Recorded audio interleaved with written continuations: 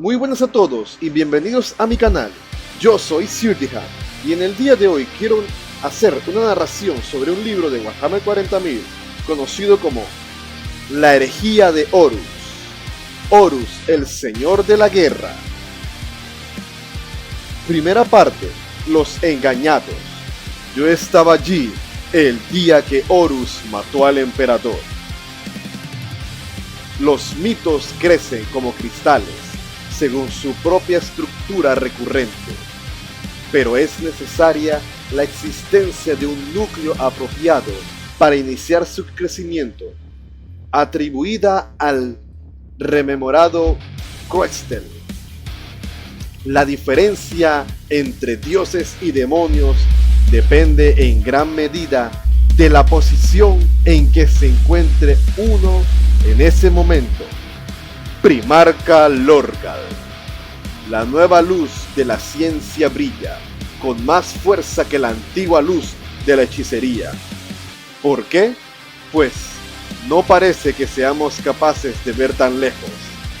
El filósofo sumaturiano Salonum. Número 1. Sangre derramada por un malentendido. Nuestros hermanos que se hallan en la ignorancia, la muerte del emperador. Yo estaba allí, acostumbraba a decir después, hasta que después se convirtió en un tiempo que no producía ninguna risa. Yo estaba allí, el día que Horus mató al emperador.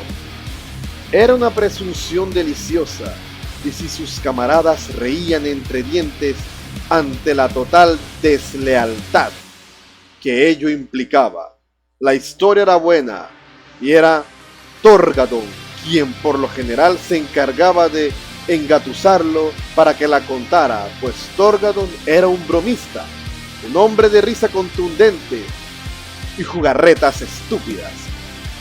Y Loken volvía a contarlo, un relato referido tantísimas veces que casi se contaba solo.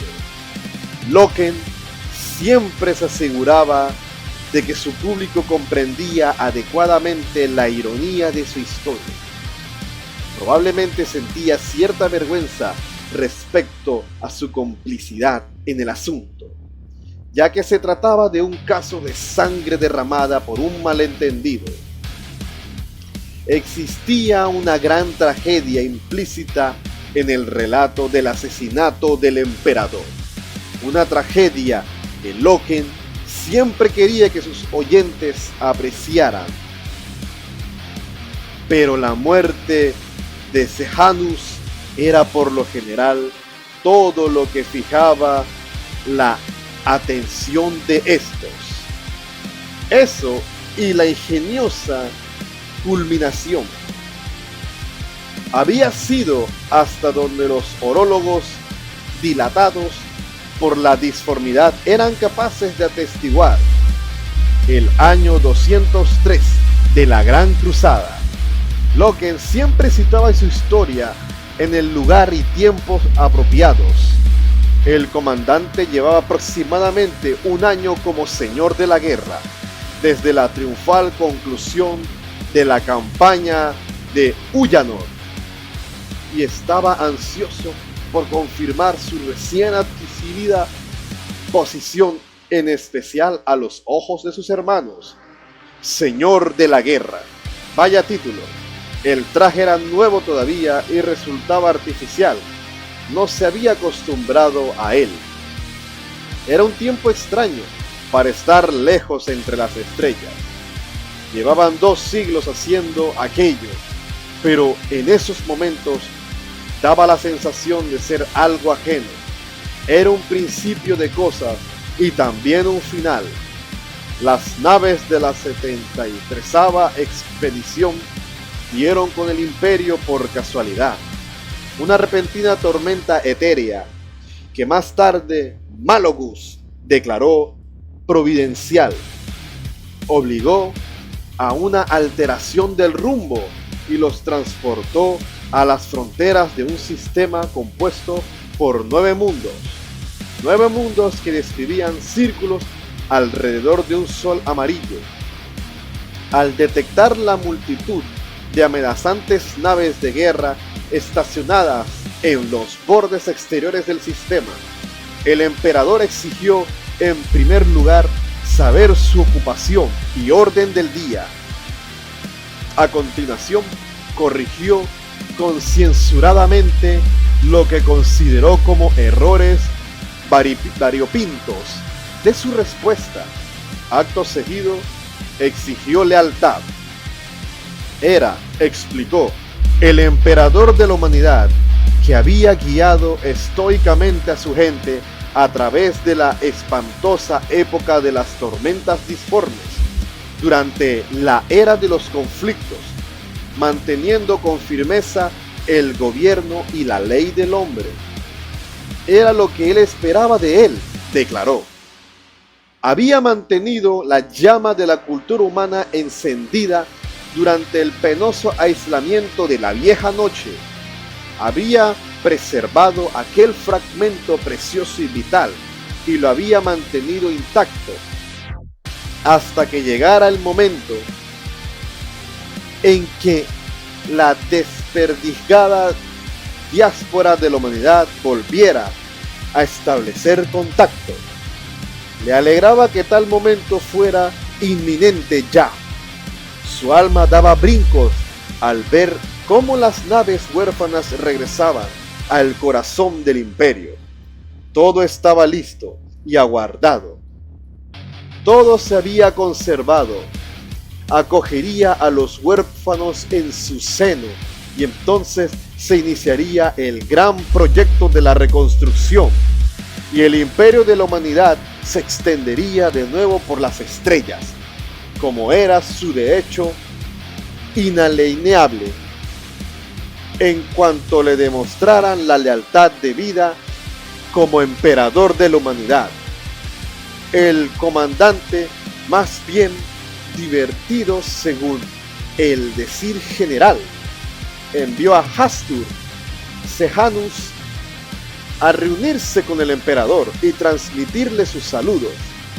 Sejanus era el favorito del comandante, no tan orgulloso o irascible como Ábado, ni tan despiadado como Sedirae, ni tampoco tan sólido y venerable como Iacton Cruce. Sejanus era el capitán perfecto, uniformemente templado en todos los aspectos, un gran guerrero diplomático en igual medida. El expediente militar de Sejanus, superado únicamente por el de Ábado, se olvidaba fácilmente al estar en la compañía del hombre en persona. Un hombre encantador, decía Locke, fundamentado su relato, un hombre encantador que todos adoraban. No existía nadie a quien quedara mejor la armadura de modelo 4 que a Hastur Sejanus. Que se le recuerde y se le celebren sus hazañas, incluso aquí entre nosotros. Habla en favor de las cualidades de Sejanus, el héroe más noble de la gran cruzada. Así era como Locke lo describía a los ávidos oyentes. En épocas futuras se le recordará con tal afecto que los hombres le darán su nombre a sus hijos. Sejanus, como una escuadra de sus guerreros más magníficos de la cuarta compañía, viajó al interior del sistema en una barcaza dorada y fue recibido en audiencia por el emperador en su palacio del tercer planeta, y eliminado, asesinado, despedazado sobre el suelo de ónice del palacio mientras permanecía ante el trono dorado del emperador. Sejanus y su escuadra gloriosa, Dimos, Malsandar, Gordoi y el resto, todos masacrados por la guardia de élite del emperador, llamados los Invisibles, Al parecer, Sejanus no había ofrecido la correcta promesa de lealtad y con muy poco tacto había sugerido que en realidad incluso podría existir otro emperador. La aflicción del comandante fue total, pues quería a Sejanus como a un hijo. Ambos habían combatido el uno junto al otro para conseguir la obediencia de un centenar de mundos. Pero el comandante, siempre optimista y sensato en tales cuestiones, indica a su personal de comunicaciones que ofreciera al emperador otra oportunidad. El comandante detestaba recurrir a la guerra y siempre buscaba alternativas a la violencia cuando éstas eran factibles. Aquellos eran un error razono para sí, un terrible error, y la paz se podía salvar. Se podía hacer razonar a aquel emperador. Era más o menos en aquellos momentos al Loken le gustaba añadir, cuando una insinuación de comillas empezaba a aparecer alrededor del nombre del emperador. Se decidió que se enviara una segunda embajada. Málogus se ofreció voluntario al momento. El comandante accedió, pero ordenó que la punta de la lanza avanzara hasta colocarse a distancia de ataque. La intención estaba clara: una mano extendida y abierta en señal de paz y la otra dispuesta como un puño. Si la segunda embajada fracasaba o recibía un trato violento, también ella, entonces el puño se encontraría ya en posición de atacar. En aquel día sombrío, explicó Loken, el honor de esta punta de lanza había recalcado mediante el acostumbrado sistema de echarlo a su suerte en las fuerzas de Abaddon, Torgadon, pequeño Horus, Aximan y el mismísimo Loken. En cuanto se dio la orden, se iniciaron los preparativos de combate. Las naves de la punta de lanza se deslizaron al frente, avanzando bajo una pantalla de invisibilidad, y se instalaron las aeronaves de asalto en los transportes de lanzamiento. Se repartió y comprobó el armamento. Se efectuaron y atestiguaron juramentos de combate y se ajustaron a las armaduras de los cuerpos urgidos de los elegidos. El silencio, tensa y lista para ser la enviada, la punta de lanza observó mientras el convoy lanzadera que transportaba a Málogus y a sus enviados describía un arco descendiente en dirección al tercer planeta. Las baterías de la superficie los hicieron añicos en el cielo, mientras los motores de desechos en llamas de la flotilla de Málogus desaparecían en el interior de la atmósfera. Las fuerzas de la flota del emperador se alzaron fuera de los océanos, sumergieron las nubes altas y de los pozos gravitacionales de lunas cercanas. 600 naves de guerra al descubierto y armadas para el combate. Abaddon desactivó la invisibilidad y efectuó una última súplica personal al emperador para implorarle que entrara en razón. Las naves de guerra empezaron a disparar sobre la punta de lanza de Abaddon. Mi comandante, transmitió esta al corazón de la flota que aguardaba. No hay modo de hacer ningún trato. Este impostor de mente se niega a escuchar. Y el comandante respondió: ilumínalo, hijo mío, pero perdona la vida de todos los que puedas. No obstante esta orden, venga la sangre derramada de mi noble Sejanus. Diezma a los asesinos de élite de este emperador y tráeme al traidor. Y de ese modo Suspiraba entonces Loken: hiciéramos la guerra a nuestros hermanos que estaban tan sumidos en la ignorancia. Era entrada la tarde, pero el cielo estaba saturado de luz. Las torres fototrópicas de la ciudad elevada, construidas para girar y seguir al sol con sus ventanas durante el día, se movían indecisas ante el resplandor oscilante del firmamento.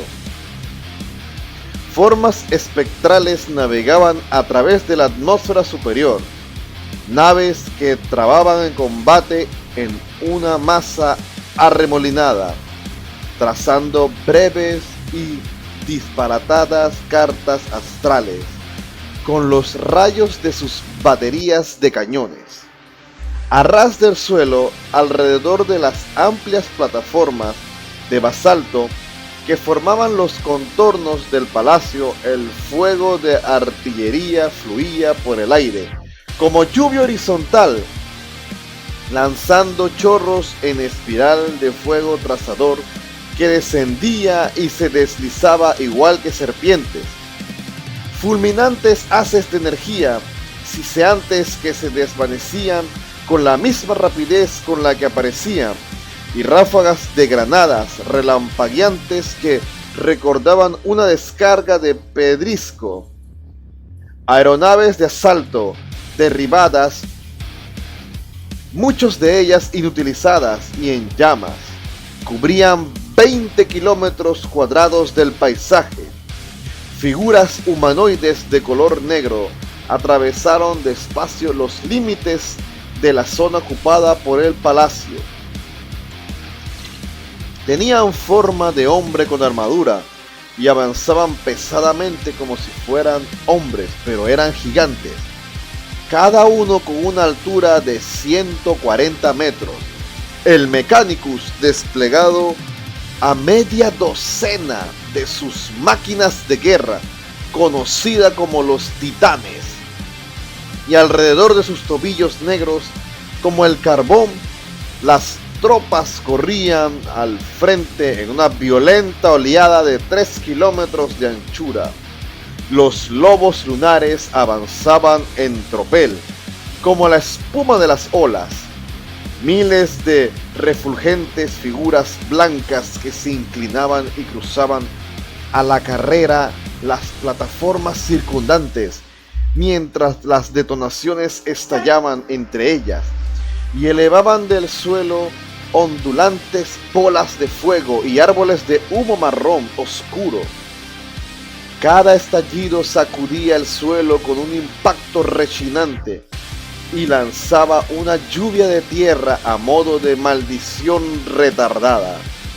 Aeronaves de asalto pasaban raudas sobre sus cabezas, en vuelo bajo, por entre las estructuras desgarbadas y espaciadas de los titanes, avivando las lentas nubes de humo en ascensión para convertirlas en repentinos vórtices de energía. En cada casco Astartes resonaba el parloteo del comunicador, voces cortantes que daban órdenes a diestro y siniestro, con un deje enroquecido por la calidad de la transmisión. Era la primera vez que Loken se encontraba inmerso en una guerra generalizada desde Ulanor. También era la primera vez que la 10ª compañía había habido escaramuzas y peleas, pero nada que los pusiera a prueba. Y Loken se alegró al comprobar que su cohorte no se había oxidado. El régimen inflexible de instrucción real y ejercicios extenuantes que había mantenido los había conservado tan combativos y serios como los términos del juramento de combate que habían efectuado apenas unas horas antes. Ulanor había sido glorioso, una tarea dura en la que nos regateó ningún esfuerzo para conseguir esforzar y derrocar a un imperio bestial. Los Pieles Verdes habían resultado un adversario pernicioso y con la capacidad de adaptación, pero los doblegaron y desperdigaron los recoldos de sus hogueras rebeldes. El comandante había quedado dueño y señor del terreno mediante el empleo de su estrategia favorita, en la que era un experto, la ofensiva de la punta de lanza, dirigida directamente a la garganta, sin prestar atención a las masas de Pieles Verdes que superaban en 5-1 a los cruzados. El comandante había atacado directamente al jefe supremo y a su círculo de mando, dejando al enemigo descabezado y sin dirección. La misma filosofía operaba allí: desgarrar la garganta y dejar que el cuerpo se convulsione y perezca. Loken y sus hombres y las máquinas de guerra que les daban apoyo eran el filo de la espada desenvainada para tal propósito. Pero aquello no era en lo absoluto como Ulanor. No había sotos de lodo, ni bastiones de arcilla, ni fortalezas destartaladas de metal y alambres desnudos, ni tampoco estallidos de pólvora en el aire u ogros aullantes. Aquello no era una reyerta primitiva decidida por las espadas y la fuerza de la parte superior del cuerpo. Aquello era una guerra moderna en un lugar civilizado. Era hombre contra hombre dentro de los límites monolíticos de una gente refinada. El enemigo poseía artillería y arma de fuego que eran en todo punto comparables tecnológicamente a las fuerzas de la Legión, y la habilidad y el adiestramiento necesario para utilizarlas.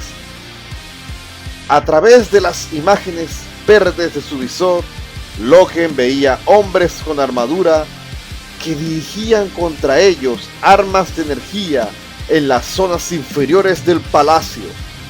Vio armas montadas sobre orugas, artillería automatizada, nidos de 4 o incluso 8 cañones automáticos sincronizados sobre la plataforma, móviles que avanzaban pesadamente, impulsadas por patas hidráulicas. No se parecían en absoluto a Ulanor. Aquello había sido una experiencia terrible. Esto sería un examen, igual contra igual, adversarios semejantes enfrentados.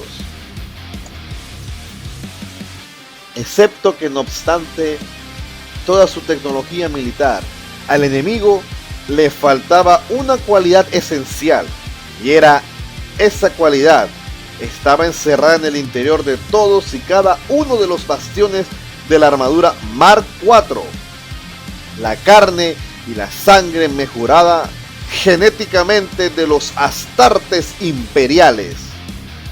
Modificados, perfeccionados, más que humanos, los astartes eran superiores a cualquier cosa con la que se hubieran tropezado o fueran a tropezarse jamás. Ningún ejército de la galaxia podía esperar jamás ser capaz de igualar a las legiones, a menos que las estrellas se extinguieran, reinara la locura y la legitimidad se invirtiera. Pues, tal y como Sedirai había dicho en una ocasión, lo único que puede derrotar a un Astarte es otro Astarte, y todos se habían reído ante ello. Lo imposible no era nada de lo que temer miedo. El enemigo, con armadura en una magneta brunillo, reviteando de plata, como Loken descubrió más tarde cuando los contempló sin el casco puesto, defendía con firmeza las puertas de inducción que conducían al palacio interior. Eran hombres de gran tamaño, altos, de pecho y hombros robustos, y en el punto culminante de su estado físico, pero ninguno de ellos, ni siquiera los más altos, le llegaban a la altura de la barbilla a uno de los lobos lunares. Era igual que pelear contra niños, los niños bien armados. Eso había que reconocerlo. Por entre las arremolinadas nubes de humo y discordantes detonaciones, Loken condujo a la ventana primera escuadra escaleras arriba a la carretera. Con las suelas de plastiacero en las botas chirriando contra la piedra, la primera escuadra, la 10ª compañía, la escuadra táctica, Hellebond gigante, relucientes bajo una armadura de un blanco nacarino, con la insignia de la cabeza de lobo sobre la placa de respuesta automática de los hombros. El fuego cruzado zigzagueaba a su alrededor desde las puertas custodiadas situadas ante ellos, y el aire nocturno relucía por la distorsión que provocaba el calor del tiroteo. Alguna especie de mortero automatizado en posición vertical descargaba un torrente lento y enorme de cargas explosivas por encima de sus cabezas. ¡Eliminadlo!, oyó Loken, que ordenaba el hermano sargento Jubal a través del comunicador.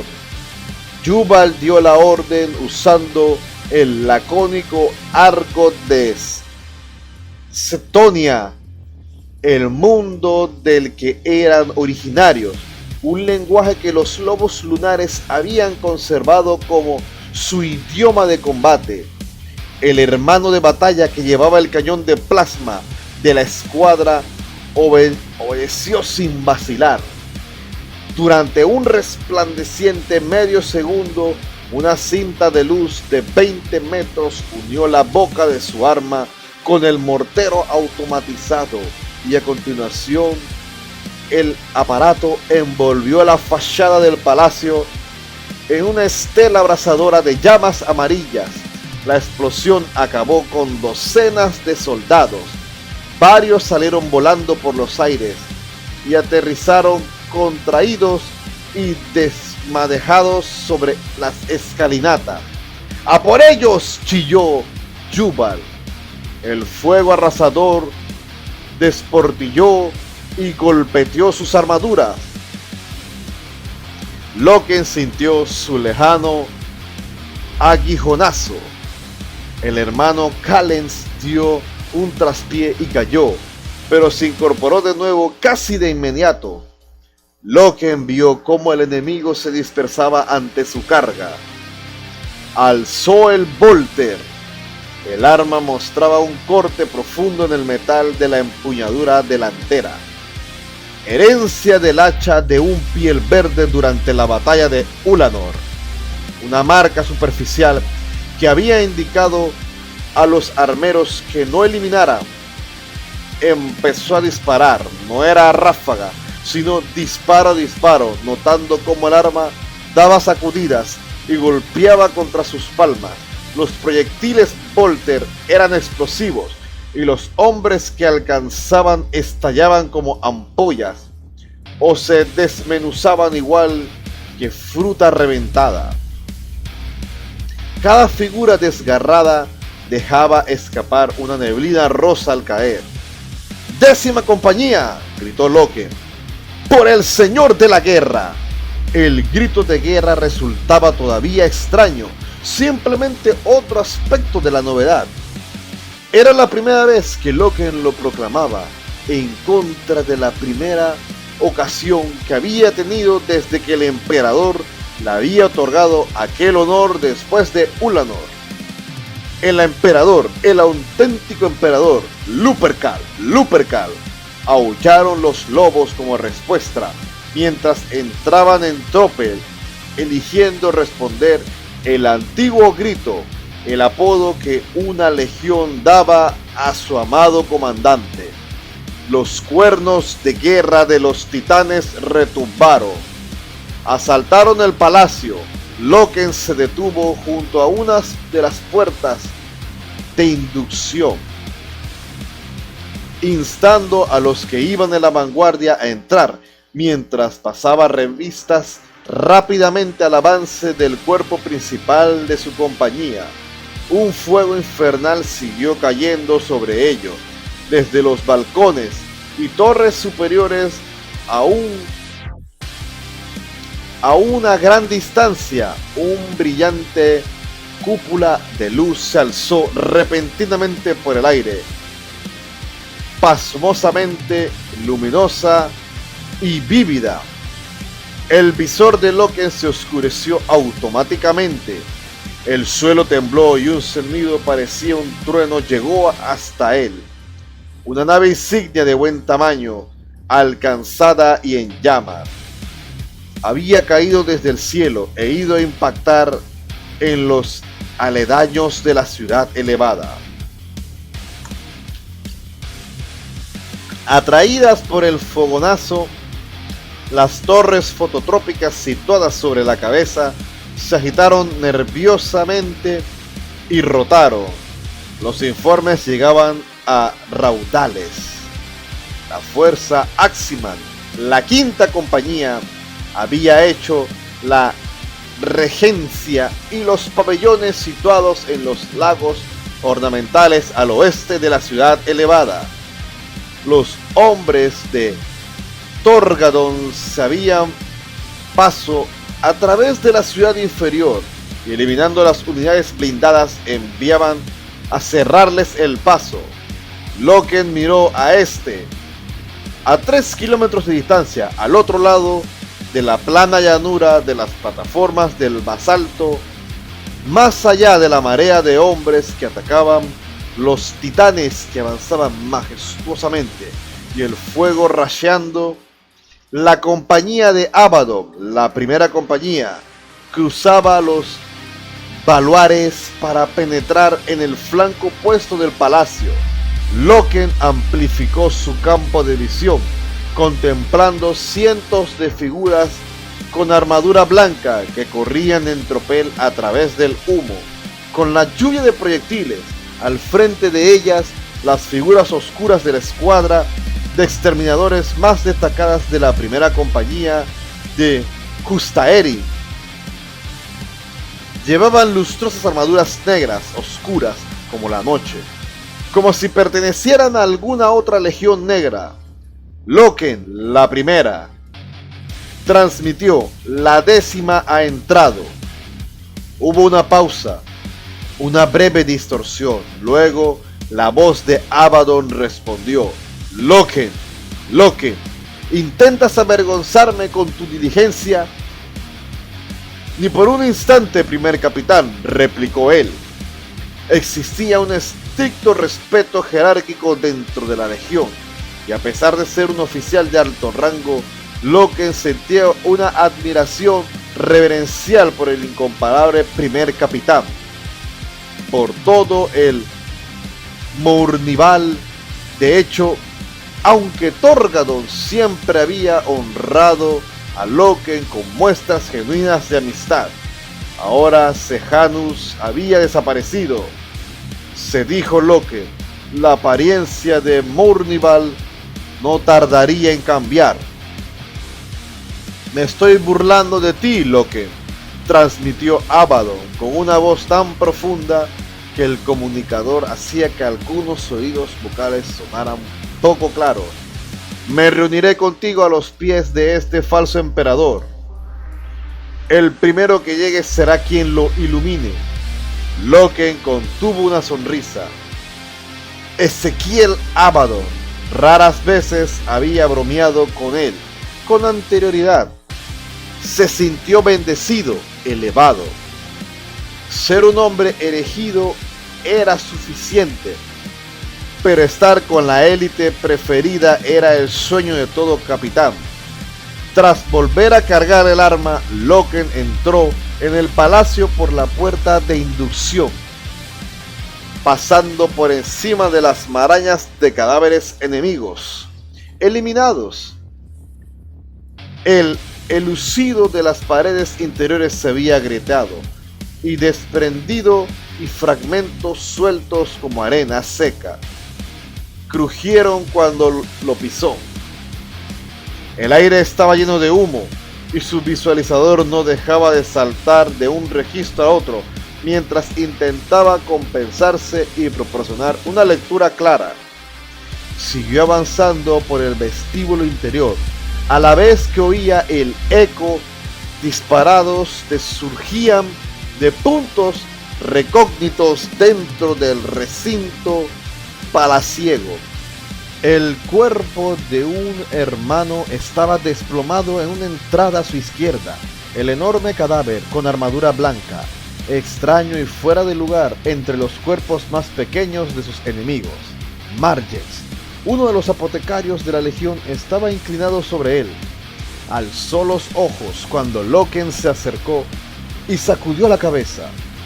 ¿Quién es?, preguntó Loken. Tibor, de la segunda escuadra, respondió Margex. Loken frunció el entrecejo y al ver la devastadora herida de la cabeza que había tenido Tibor. El emperador conoce su nombre, indicó. Margex asintió e introdujo la mano en su nartesium para coger la herramienta reductora. Iba a retirar la preciosa semilla genética de Tibor para que pudiera ser devuelta a los bancos de la legión. Loken dejó al apotecario con su tarea y siguió avanzando por el vestíbulo. En una amplia columnata situada al frente, las imponentes paredes estaban decoradas con frescos que mostraban escenas familiares de un emperador aureolado en un trono dorado. «Qué ciega está esta gente», pensó. «Qué triste es esto. Un solo día con los iteradores y comprenderán. No somos el enemigo, somos iguales y traemos un mensaje glorioso de redención.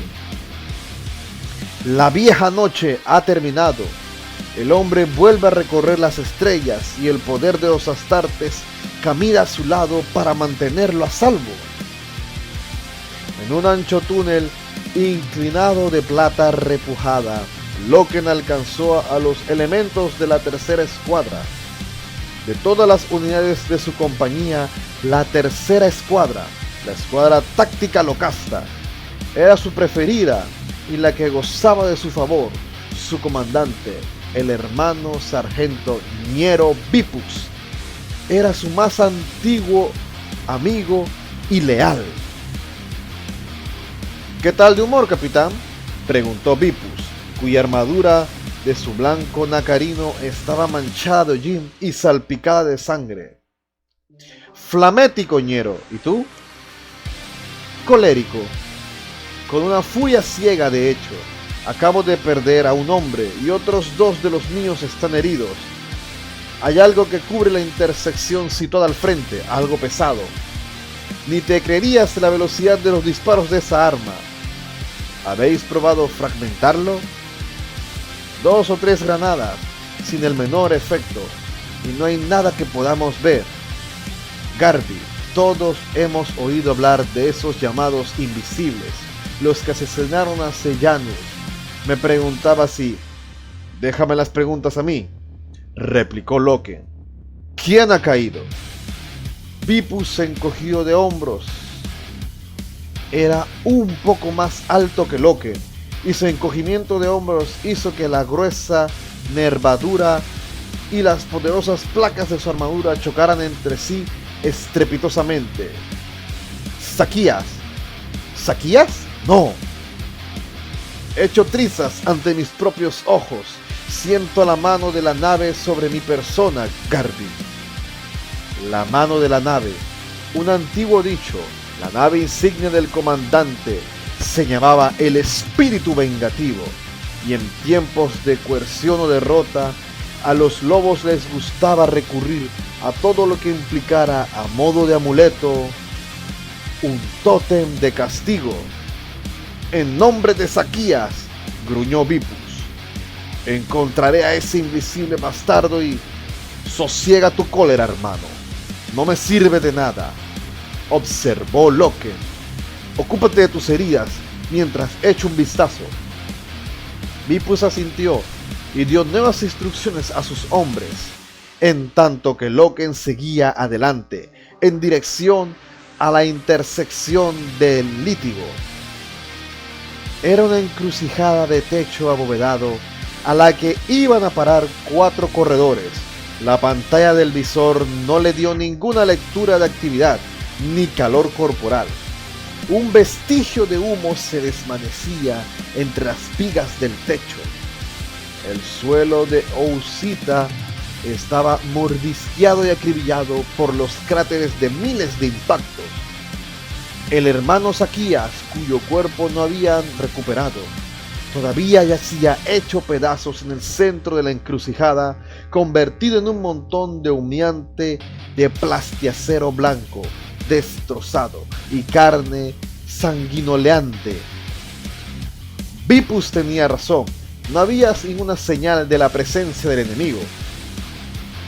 No había rastro de calor ni tampoco el menor movimiento. Sin embargo, al estudiar la zona, Loken vio un montón de vainas vacías de proyectiles y de cobre reluciente que se había derramado desde detrás de un mamparo situado justo al otro lado. ¿Era allí donde se ocultaba el asesino? Se inclinó y recogió del suelo un pedazo de lucido desprendido, lanzándolo al campo abierto. Se oyó un chasquido y a continuación un martillante diluvio de fuego automático rastrilló la intersección. Duró 5 segundos y durante ese tiempo se dispararon más allá de 1.000.000 de balas. Loken vio cómo las humeantes vainas de los proyectiles salían despedidas detrás del mamparo a medida que eran expulsadas. Los disparos finalizaron y una nube de vapor fiselina empañó la intersección. El tiroteo había dejado un boquete moteado sobre el suelo de piedra y aporreado en el cadáver de Zaquías al mismo tiempo. Había gotas de sangre y restos de tejido esparcido por todas partes. Loken aguardó, oyó un gemido y el chasquido metálico de un sistema de autocarga. Detectó el calor de un arma que se apagaba, pero no el calor corporal. ¿No has ganado una medalla aún?, preguntó Bipus acercándose. Es solo un rifle centinela automático, respondió él. Bueno, eso significa un cierto alivio por lo menos, repuso Bipus.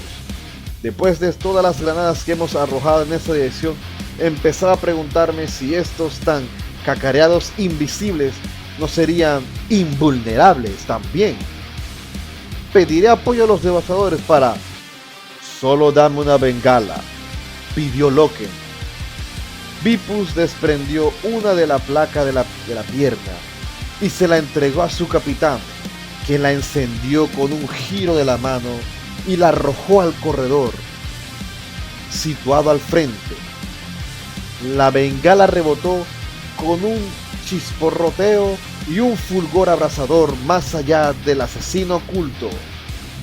Hubo un chirrido de cervos y el implacable tiroteo empezó a rugir pasillo abajo en dirección a la llamarada, golpeándola y haciéndola rebotar a tiempo que desgarraba el suelo. Garby, empezó a decir Bipus. Loken corría, cruzó la intersección y pegó la espalda al mamparo. El arma seguía disparando y dio la vuelta al mamparo a toda velocidad y vio el arma centinela encastrada en un hueco. Era una máquina achaparrada, sostenida sobre 4 patas acolchonadas y fuertemente blindada. En aquellos momentos había vuelto a sus cañones cortos, rechonchos y en actividad. De espalda a él para disparar contra la lejana y parpadeante bengala. Loken alargó el brazo y le arrancó un puñado de servocables. Los cañones tabletearon y callaron. ¡Despejado!, gritó, y la escuadra locasta avanzó. A esto se le suele llamar hacer el fanfarrón, comentó Bipus.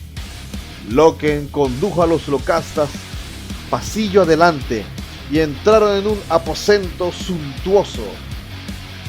Otra estancia, igualmente regías, atrajeron su atención algo más allá. Todo estaba curiosamente quieto y silencioso. ¿Qué dirección ahora?, inquirió Bipus. Vamos a encontrar a ese emperador. ¿Así por las buenas?, resopló su compañero. El primer capitán apostó conmigo a que no llegaría el primero. El primer capitán, ¿eh? ¿Desde cuándo ha tenido Gabriel Loken un trato de amistad con él? Desde que la 10ª entró en el palacio por delante de la primera. No te preocupes, Ñero.